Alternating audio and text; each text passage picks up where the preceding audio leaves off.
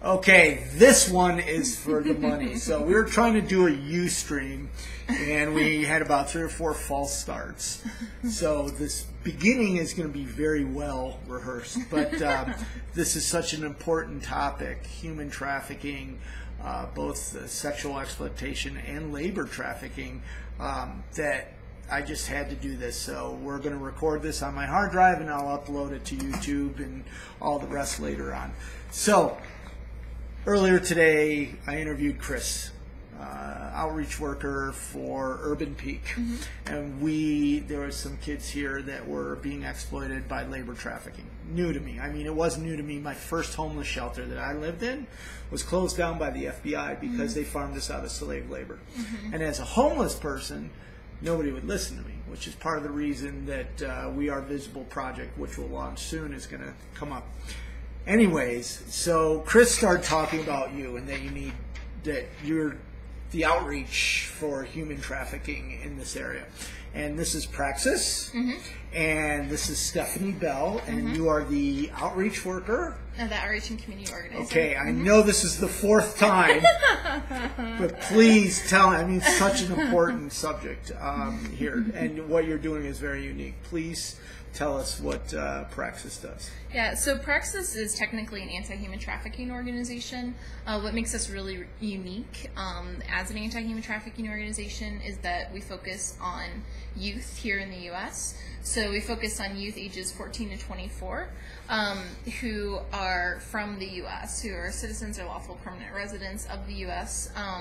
And because homeless youth are so extremely vulnerable for trafficking and exploitation, we focus primarily on homeless youth, ages 14 to 24. Let's first talk about, because there is publicity about the sexual exploitation, the labor exploitation of homeless youth. Yeah, it's a really not well-known thing at all. It's not. No, and there's very few statistics, like national statistics. There's some on sex exploitation, still hardly any. Right. But yeah, when it comes to labor exploitation domestically, which means people from the U.S. in the U.S., there's not a lot of information.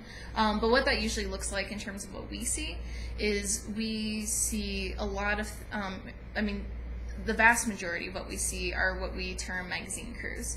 So these are sales crews that go door to door. They've probably knocked on most people's doors who have houses and sometimes apartments, and basically they try to sell different products. So magazines is by far the most common, but there's other kinds of like cleaning supplies.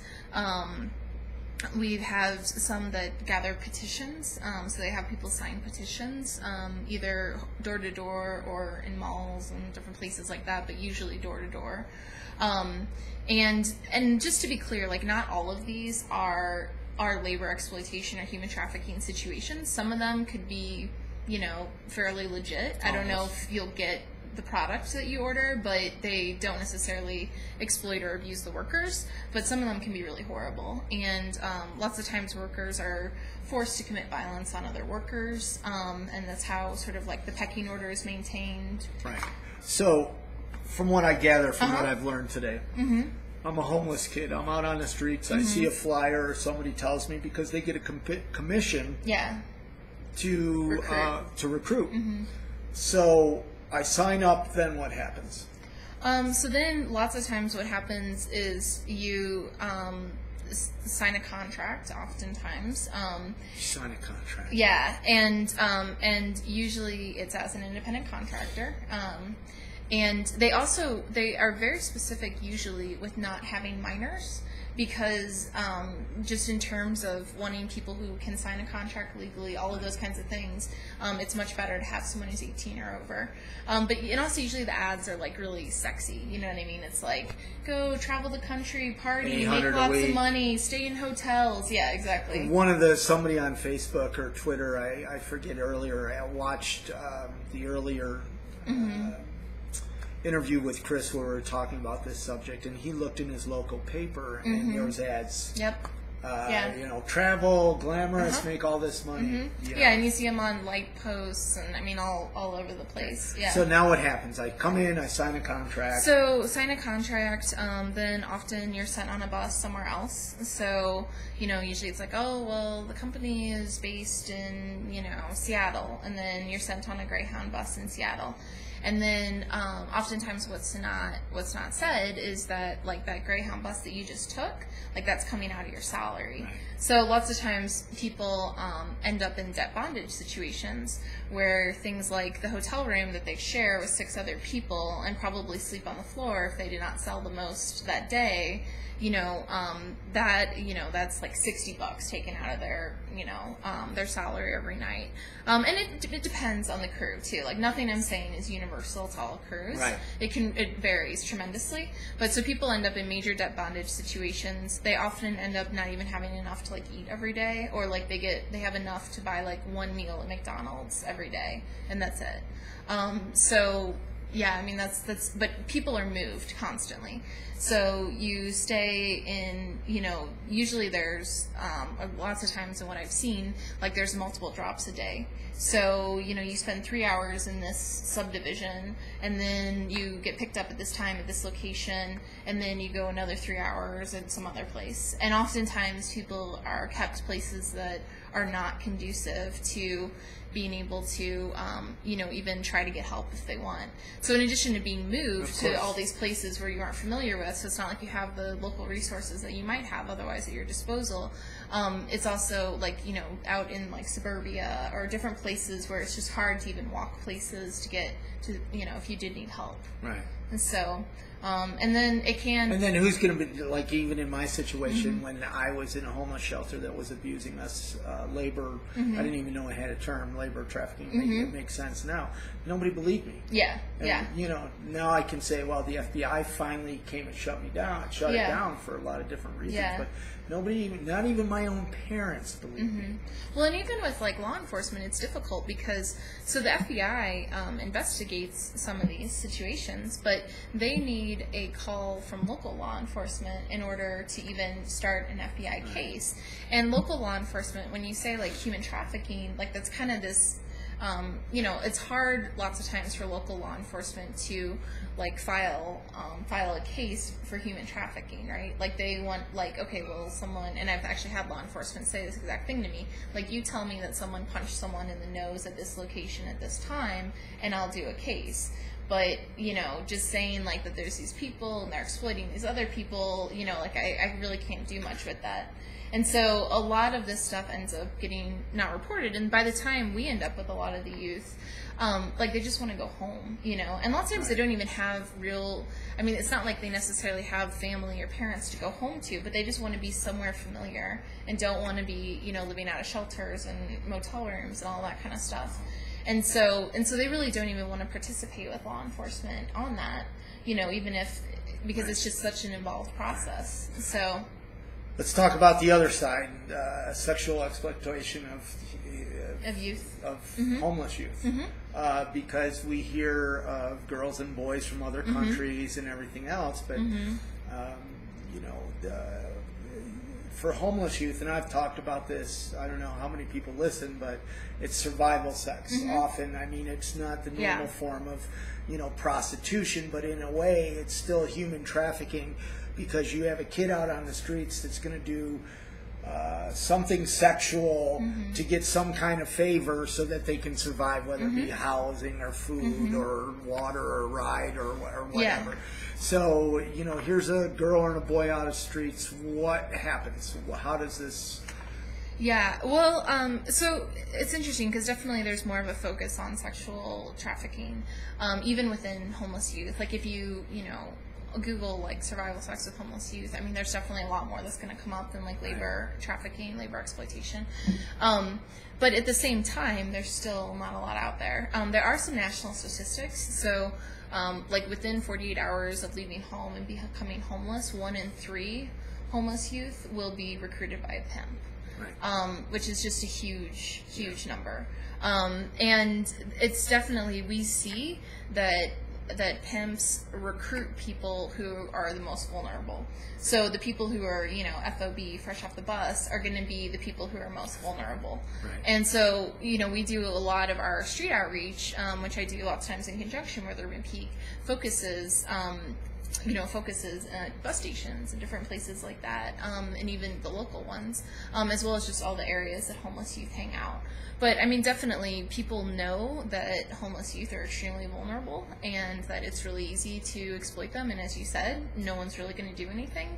So they're just a huge target. Like even with homeless shelters, within homeless youth shelters, we've had cases where people are being recruited within the homeless youth shelters. No way. And yeah, and that actually affords a lot of protection compared to living on the streets. But yeah, it's interesting because like here in Denver, we have 1,135 youth sleeping on the streets of Denver, out on the streets every day.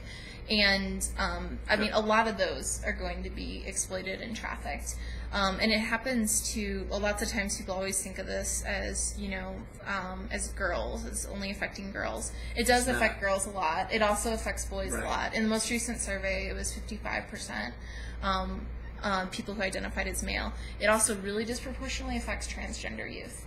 So, and actually the whole LGBTQ youth spectrum, because they're going to be more likely to get kicked out of their homes in the first place because of homophobia and transphobia in our communities, and less likely to be able to access safe places. I support, and I was supposed to meet with one of the LGBT activists that I respect in Salt Lake City, Utah, and they had a family emergency, so I couldn't.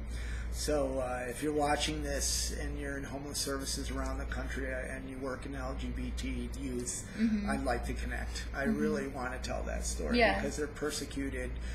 Like you said, they're kicked out of their home earlier, and gosh, I know in my own experience of working with homeless youth in Los Angeles and Hollywood, you have this really small time frame before they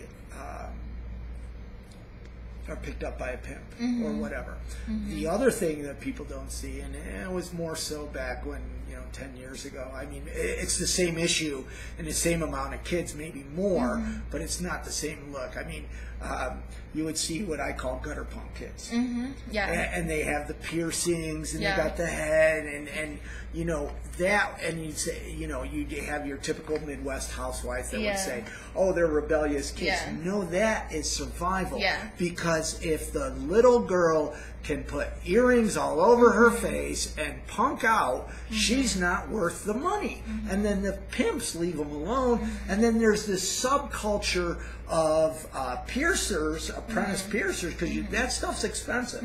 But they pull up in their station wagon and they say, come here, little girl, let me practice on you. So, you know what I mean? It's really a survival thing. You see these kids out. I interviewed a couple of kids out here that were so dirty.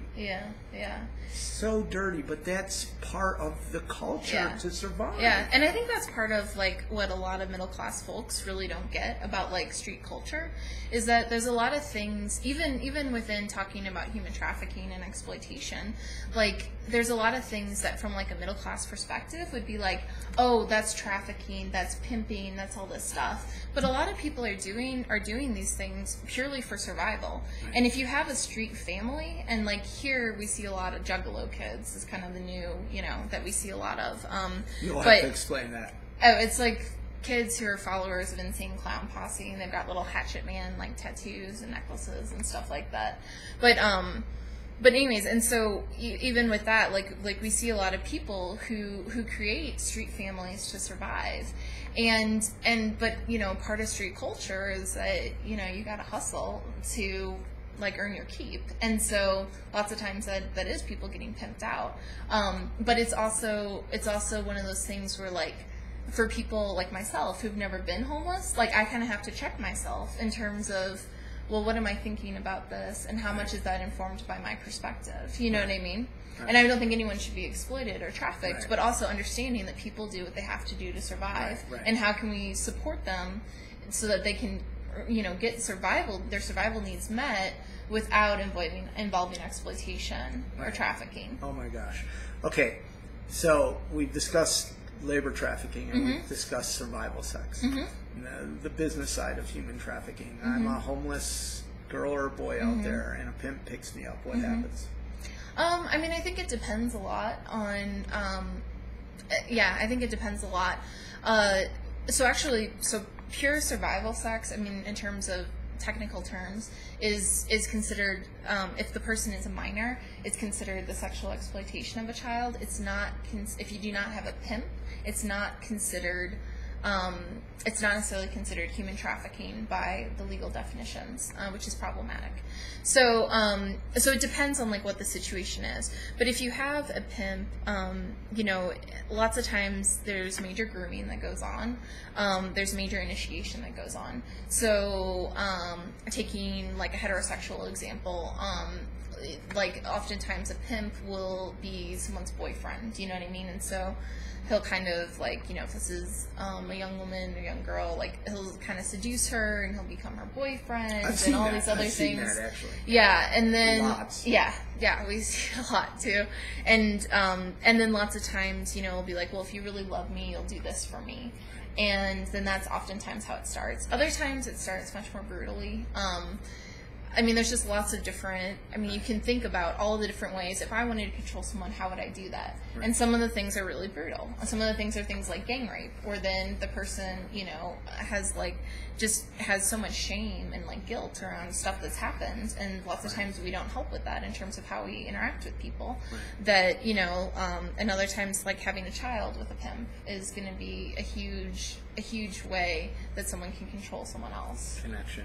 Yeah. And then also there's probably the more organized crime. Exactly. Where it gets a little more professional. Exactly. There's organized crime, there's gang-based pimping, there's intrafamilial pimping. We've had quite so that's actually when a family member pimps out someone else. So we've actually had quite a few cases here recently with like moms who are pimping out their daughters, which, I mean, and it's kind of one of those things where there's like this huge public outcry of like, oh, this person is such a monster, and it's like, let's think about ourselves and our community and like what led this person to be making these decisions. See, I see that. Yeah. I mean, I did things when I was homeless that I won't even talk about. You know, because you know, you survive. Yeah. And I'm not justifying anything, but. It is. It's we've created this. Yeah, yeah. You know? And I mean, I think that to me, in terms of people, you know, because people are always asking me what they can do, and like to me, very much what you can do is like examine yourself and examine your community and examine what your priorities are and what are your funding priorities as a community. You know what I mean? Right. What are all of the things that you do to not make this like baseline of injustice exist, where people do have to go to these extremes, either from a perspective of things that they have to do to other people out of desperation, or things that they do themselves. And so, like, how can we as a community come together to create a different experience for folks? And that, you know, we all have a responsibility in that. It's not just some monsters who do these terrible things. It's what all of us as a community have created and what we continue to reinforce. Wow. Well, I try not to let these videos go too long. You know, short attention span. We all have, you know, an ADD. It's briefly. You find somebody in outreach. You find a girl or a boy out there who needs help. What do you do?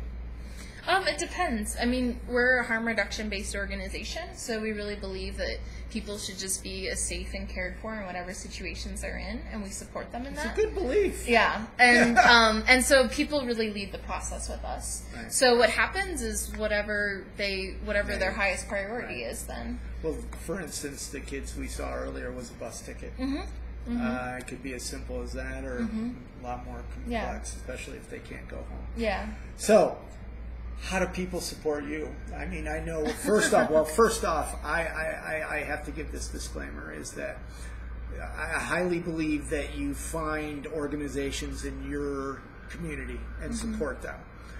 So if you're in the Denver area, or something on this video has touched you and you want to support, you know, there's, what'd you say, 1,100 kids outside? Yeah, 1,135. That's what the last. So the last point of time count. Yeah. And there's probably more because point in time counts are just always just at best a good guess. Yeah, and especially I would say that Denver, and Chris might have already talked about this, but is kind of a mecca for homeless youth. I noticed that. Yeah, in the state of Colorado and in the surrounding states. So, I mean, it's kind of one of those things where, like, in Denver, please support the organizations that are serving homeless youth, but we're also serving people from all over. Right. And I, have kids from Kansas and Utah and all these places all the time. So, what's your website?